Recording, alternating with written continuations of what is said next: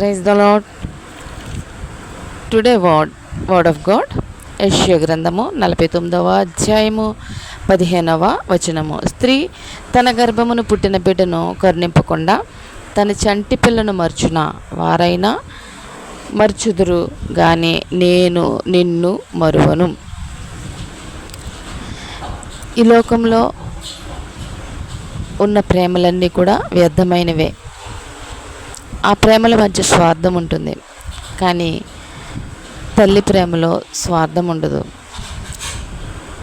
అటువంటి స్వార్థం లేని ప్రేమ 9 నెలలు నిన్ను కన్నీ పెంచిన తల్లి ఒకవేళ మర్చిపోతుందేమో,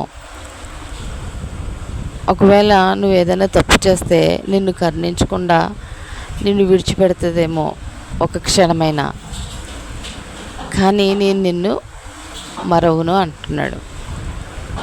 చూడండి, పిల్లలు పెద్దవాళ్ళు అయిన తర్వాత దొంగలుగానో వ్యభిచారులుగానో నరహంతకులుగా మారినప్పుడు వీడు నా కడుపుని ఎందుకు పుట్టాడురా అని తల్లి ఏడుస్తుంది. ఇటువంటి వాడు నా కడుపును పుట్టకుండా ఉన్నా బాగును, ఒకవేళ పుట్టిన పురుట్లోనే చనిపోతే బాగును అని ఆ తల్లి అనుకుంటుంది. అక్కడ తన బిడ్డ పైన ఆ తల్లి కరుణించట్లేదు. ఈ మధ్యన రకరకాల డ్రగ్స్ వచ్చాయి. ఆ డ్రగ్స్ వల్ల వాళ్ళు జాంబియాస్ లాగా తయారైపోయి చలించకుండా అక్కడే స్ట్రక్ అయిపోయి నిలబడిపోతున్నారు. ఈ డ్రగ్స్ తీసుకోవడం వల్ల వాళ్ళు అమానుషంగా ప్రవర్తిస్తున్నారు. అటువంటి బిడ్డలను చూసినప్పుడు తల్లి అనుకుంటుంది, వీడెందుకు నా కడుపును పుట్టాడు అనుకుంటుంది. ఒకవేళ వాళ్ళకి ఈ సమాజంలో ఉన్నటువంటి న్యాయస్థానము, కోర్టులు వాళ్ళని శిక్షించిన, దండించిన, మరణశిక్ష విధించిన ఒక్కో తల్లి వీడికి ఇలాగే జరగాలి, వీడు ఇంత దుర్మార్గుడు అని అంటుంటారు. కానీ దేవుడు ఏమంటున్నాడంటే, నువ్వెంత పాపమైనా సరే నేను నిన్ను క్షమిస్తాను, నేను నిన్ను మర్చిపోలేదు, నిన్ను నా అరచేతుల్లో చెక్కుకున్నాను అంటున్నాడు. నిన్ను రక్షించడం కోసం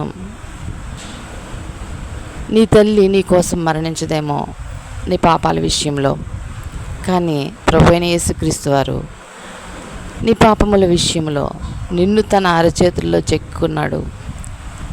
అందుకే నీ పాపముల నిమిత్తం అరచేతులకి మేకులు కొట్టారు. ఆ చేతుల నుండి కారిన రక్తంలో నిన్ను కడిగి శుద్ధీకరిస్తానంటున్నాడు. తల్లి నిన్ను మర్చిపోతుంది. నువ్వు తప్పు చేసినప్పుడు, నువ్వు పాపం చేసినప్పుడు, తనకిష్టంగా లేనప్పుడు, తనని నువ్వు పోషించకపోయినా, తన్ని సరిగ్గా చూడకపోయినా నిన్ను దూషిస్తుంది, తిడుతుంది. కానీ తండ్రి నిత్యము నీ హృదయ ద్వారం దగ్గర నిలబడి నువ్వు ఎప్పుడు వస్తావా అని తన 2 కరములు చాచి నీ కోసం ఎదురు చూస్తూ ఉన్నాడు. నీ తల్లి నిన్ను మర్చిపోతుందేమో, కానీ దేవుడు నిన్ను మరువను అంటున్నాడు. ఆ మరువని దేవుని ప్రేమలో ఎటువంటి స్వార్థము లేదు. తల్లి ప్రేమలో కొంచెం స్వార్థం ఉంటుంది.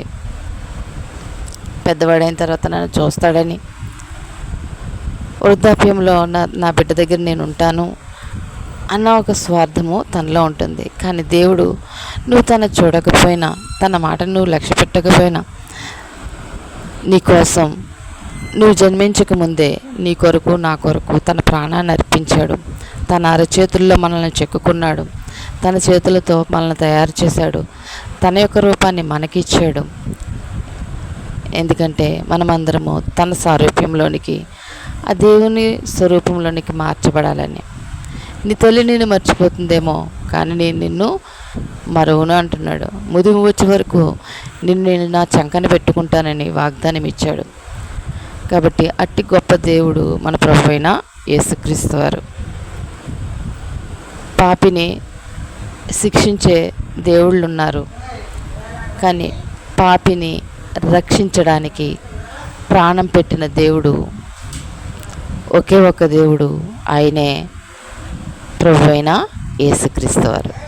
Thank you.